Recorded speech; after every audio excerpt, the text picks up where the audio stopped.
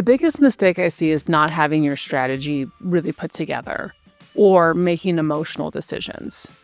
So I have some people that will come and will look at properties and they'll say, well, I wouldn't want to live here. So that's not a good buy for them. You're not living in the house. Most of the highest return on value homes are areas that most of us wouldn't want to live. And just because it's an area you do want to live doesn't make it a great purchase either. Welcome back. Today I'm talking with Johanna Summersett. Johanna is a Reno real estate expert. Johanna, for people that don't know you, do you mind giving a brief intro of who you are and what you do? Yeah, my name's Johanna Summersett, and I have been a licensed agent in the Reno-Tahoe area for 6 years. I really do specialize with working with investors in the area. I do an average of about 60 homes a year. It's a very, very bustling market, and that's just what I specialize in. Excellent. 60 homes a year. That is phenomenal. For people that don't know, 75% of real estate agents last year didn't do a single deal. So 60 homes a year is that is above and beyond by far. So when you say you specialize in working with investors, I know you work with every type of home buyer or seller, but investors are your go-to. What types of investors are you typically working with right now? Are you working with first-timers, flippers, long-term rental buyers? What does that look like? What I work with the most are fix and flip investors, people who are acquiring properties, they do the work, and then they turn around and it's a short hold. I do a lot of 1031 exchange from out of the area buyers. That is definitely big in our market as well. But I do specialize in the short term, not holding, not renting market. Okay. So fix and flip. So you're going to buy something, you're going to fix it up, you're going to sell it within 3 to 6 months, 3 to 8 months, as fast as possible. That's the goal. If it's turn and burn. Are you mainly in Reno? Do you also venture into Tahoe? I mean, what does that look like? Tell me what your geographical area looks like a little bit. I work in Reno proper, Sparks, and then I go all the way out east to the Fernley, Fallon, Silver Springs, Stagecoach area, because with USA Parkway being as huge as it is, there's so much growth out there and potential that investors have moved east, and they're buying a lot of property in that area now. Interesting. And it is lower entry points there too as well, which is helpful. Correct. Yeah, the Reno market, we are not known for having low prices, and that is one thing that makes it challenging. So you really have to have your numbers put together. The buy is always the most important part, but pushing east right now has become a better profit margin. And we also have a very large group of investors that work in our area. It's very, very competitive. What makes Reno and east of Reno, what makes it so valuable, and why do investors want to be there? So Reno's not a market where you're going to necessarily pencil. If you're going to do something like a hold, you might not pencil right away, but you are going to get money in the long-term appreciation if you are someone that wants to do a rental.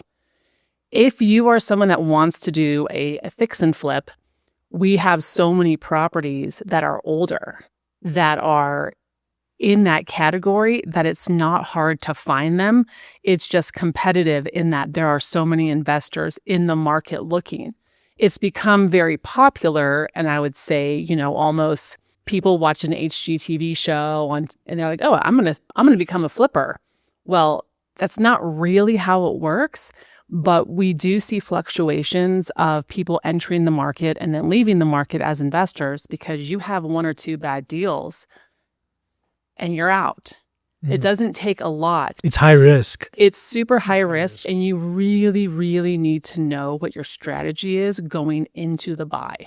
Now, do you help formulate a strategy for these buyers? I do. I work with a lot of different people. And so part of it is, what are they wanting to do with the property?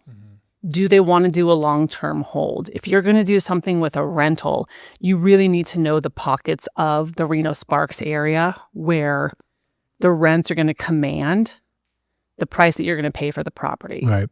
Better ROI in certain pockets. Absolutely. Like somewhere up by the university, you're going to have some of the best ROI in town. If you are somebody that wants to do a fix and flip, that's a whole other conversation of who do you have on your team? Do you have a contractor that you're working with? Do you have people in the industry that are going to help you get this done? Because if you buy something and you maybe didn't do your due diligence on the buy side, and now you have an interior wall or a roof problem or water issues or foundation problems, it just carries your holding costs way, way, way too long. And so you have to know, but when you're going into it, really what you want. I do sit down and help people with those strategies, but you have to also know what you're doing when you come to me. Yeah. How did you get into the fix and flip space? That's not typically a space that many agents play in. Did you get into that organically? Did you help somebody and then you're like, okay, this is interesting?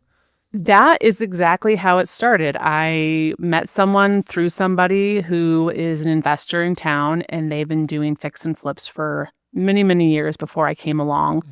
And they just needed an agent who was going to help them with pricing strategies and some design on knowing what do they need to do to make this house saleable. Right. So we talk about types of flooring, paint colors, what trends are in the market and what's leaving. And we did a couple houses together and we just kind of hit it off. And it's been go, go, go ever since. And then once you kind of get this reputation, other people will come to you and they're like, oh, hey, I have a friend who wants to buy an investment property. And so your name just kind of gets pushed through the market. The network effect of those Absolutely. people who run in circles together. Yeah, that makes sense. So, so you mentioned long-term appreciation in Reno. I've been stating, you see investors who they're considering Reno, but they're also considering the Midwest or the South. And it's, my dollar goes a lot further there in Ohio or Alabama or what have you. I'm on the lending side, but listen, yeah, you can buy a home for $150,000. That home is not really going to appreciate over time. I mean, yes, it's good cash flow now. All it takes is a roof leak or something to go wrong where it wipes out your margin and you don't gain it on the appreciation on the back end. So that's, I am a big believer with what you said, that Reno is such a great market for appreciation. It reminds me of the Bay Area, a smaller Bay Area in the sense of you've got the mountains on the west, you've got the BLM land on the east. There's only so much room to build in Reno proper. I mean, it's sprawling north in east, like you said, but still that limited capacity of land is drives a limited supply, which, basic economics, supply and demand. So I'm with you there. Let's go back to the investment strategy. What are the biggest mistakes you see new investors making when they're trying to buy their first property? The biggest mistake I see is not having your strategy really put together or making emotional decisions. So I have some people that will come and we'll look at properties and they'll say, well, I wouldn't want to live here, so that's not a good buy for them. You're not living in the house. Right. Most of the highest return on value homes are areas that most of us wouldn't want to live. Mm-hmm. And just because it's an area you do want to live doesn't make it a great purchase either. So you really have to go down to the meat and potatoes of the numbers. That is one thing that I do like about working with investors, is that there's not a lot of emotion in a lot of these transactions. It's strictly a spreadsheet with numbers on it. Does it pencil? Does it work? Mm-hmm. And that's something that I am interested in. So I like that part of it. But really keeping your emotions out of it is the biggest mistake that I see. And also not getting caught up in the frenzy, because the fear of missing out per se. Yep. And it is so competitive that if there are homes that are priced for investor style buys, it really gets into a multiple offer situation, and you have to know when enough is enough and you have to let it go. You can't win every deal, and overpaying is going to be the worst thing you could ever do. Got to know when to fold. Exactly. Yeah. And that also comes back to having your team in place, having a contractor walk the house with you and giving you a real quote on what the work is going to take. So if you have someone that's misquoting you, you're dead in the water before you even start. So are you having a contractor walk the property with a buyer ahead of submitting an offer? Absolutely. Okay. And if you cannot get them there before, then you need to make sure you have a contingency period built into that where you get people on the ground looking so they can see it, because pictures are one thing, inspection reports are another, but you really need your team to walk it in person to see what's possible. Not everything shows up, and you really need a really realistic quote on repairs. Are contractors making people pay to go out to the property and take a look, or no? Typically not. Typically not, but here's the thing. If you don't ever use them, eventually they're going to stop, showing up. Yeah. So you really need to just partner with someone, and they will not charge you for that, but they also are not going to give you a formal written up quote by line. They're going to walk it, and they're going to give you okay, this is going to be about a $40,000 to $50,000 overall ballpark estimate. Exactly. Yeah. Yeah. Yeah, that makes sense. You can't put that in writing at the beginning, especially without seeing the nuts and bolts of everything. What percentage are you working with fix and flips versus long-term buy and holds versus short-term rental investment properties? The majority of people that I work with are fix and flips. I would say 85%. Oh, wow. So that's the vast majority. Yeah, the lion's share are people that don't want to hold it, and that's just their business model. They enjoy that, and I actually enjoy that too, because it's a little more work, but I do enjoy the design aspect of it, relisting the house, the before and after photos. Like, it's fun. It's fun to watch a project start and then see the finish. Right. In short-term rentals in our area, like anywhere, you really need to know what you can and can't do and what pockets of town those work for. And that's definitely only, in my opinion, a Reno market. You're not doing a lot Reno of proper. Exactly. You're not doing that on the east, like out in Fernley and Fallon. Those are not the markets for that. Right. Yeah, that makes sense. Well, the short-term rentals have become so popular as the big beautiful bill due to the tax code change, and correct. That's been a huge. I've talked to a couple of investors and their agents, and it's they're hesitant to buy because they're not going to make money on the property. I'm like, whoa, wait a second. I'm like, it's not about making the money on the property. It's about making all your money back on tax deductions. That's the play here, right? So, of course you want to have your cake and eat it too, but I feel like that's still not many people know about that. I feel like it hit and early adopters were on it, but not many people are really like running out to buy short-term rentals because of that. I think it's a huge opportunity for people that they're unaware of. They don't even know that those tax laws got changed. Yeah, it's remarkable. In short, let's say you buy a $500,000 property, convert it to a short-term rental. There's a lot that has to happen for this to go right, but on average, you can write off 30% of the value of the home in year one, which 30% of 500,000 is 150,000.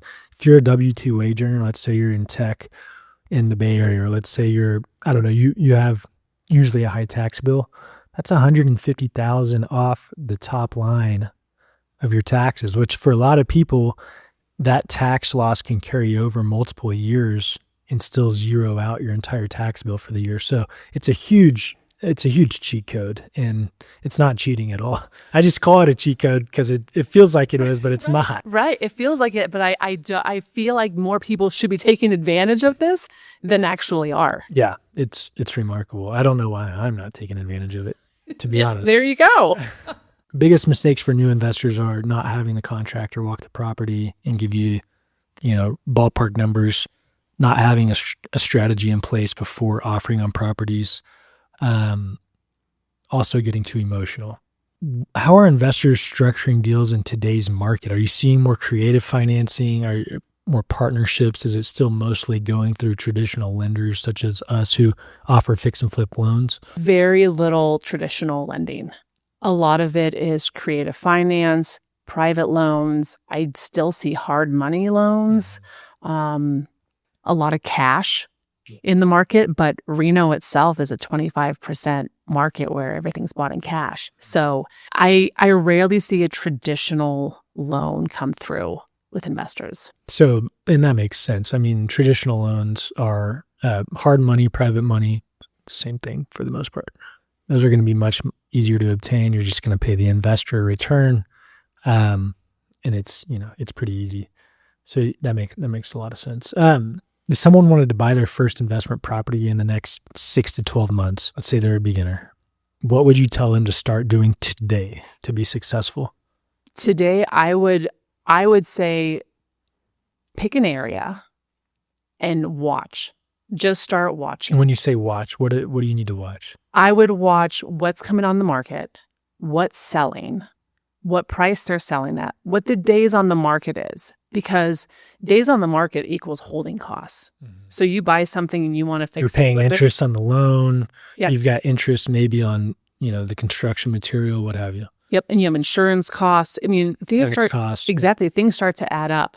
I would say become a market expert in the area that you want to go into. So that way, when something comes up that you think, oh, this could be a good buy, you know what the average prices are in that neighborhood. You know how long it should take you to turn around and sell it. So you've got a pulse as a buyer. So you're basically saying have a pulse on what's going on in the market. Don't just rely on the agent. Absolutely. And I would also say just look at what rental prices are in that. Even if you're not going to hold on to it, look at the rental prices just in case, because if something goes bad, you can always throw a renter in there for a year, right? Right. That's kind of your backup B plan, but know what those numbers are because rents in Reno are really not that low. No. But you need to know what the dollar amounts are for where you're looking at. How many months on average would an investor go without any activity? Say they're selling, say they're not having an easy time selling. How many months are they allowing for that to happen before they pull the chute per se and say, hey, we need a renter in here? So everyone's different based on their margin. Yep. And how much money they have in the bank, right? Yeah. Some people are a one at a time. I have to sell this house before I can do my next project. Others have 12 going at the same time. Typically 90 to 120 days is the average days on market in our area right now. Mm-hmm. It is starting to shorten a little bit, but you can say after 3 months, if your house isn't sold, you need a plan B, a backup strategy, whether that's lowering the price, getting a renter in there based on where your numbers fall. Now, are you trying to go in, say market price is X, are you trying to go in at a listing price of X minus 5%? Yes. Okay. You want to be the most appealing home on that street. You want that sold. Yeah, you want it sold quick. Yes, exactly. Don't try to make all your money up on the sell side. Correct. Where you really make the money in investing is on the buy side. On the buy side. That is where you make your money. Every successful entrepreneur will tell you that too. Yep. It is whether you're flipping cars or you're flipping homes or you're flipping toys on eBay. Yeah.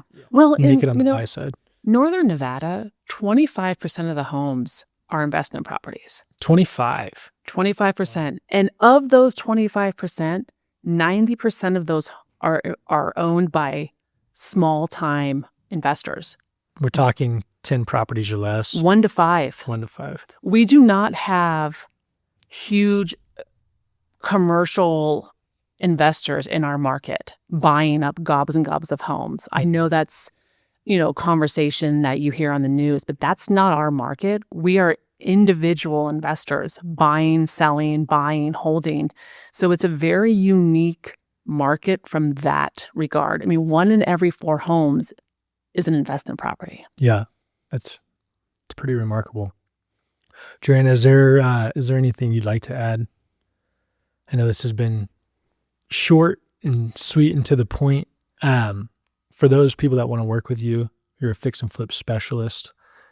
How can they connect with you? You can reach out. You can Google my name, Johanna Summersett. My phone number pops right up. My face pops right up. I work with Better Homes and Gardens in Reno, and I'd be happy to answer any questions or just give you some advice if you have anything you want to know. Excellent. I'm going to include your website link in the description as well as your phone number, if that's okay with you. Is there anything you'd like to add before we hit end recording? All I can say is if you are an investor looking in our market, it's a great spot to invest in. Just do some homework. Do some homework. Come prepared. Yes. There we go. Joanna, thank you so much. Thank you.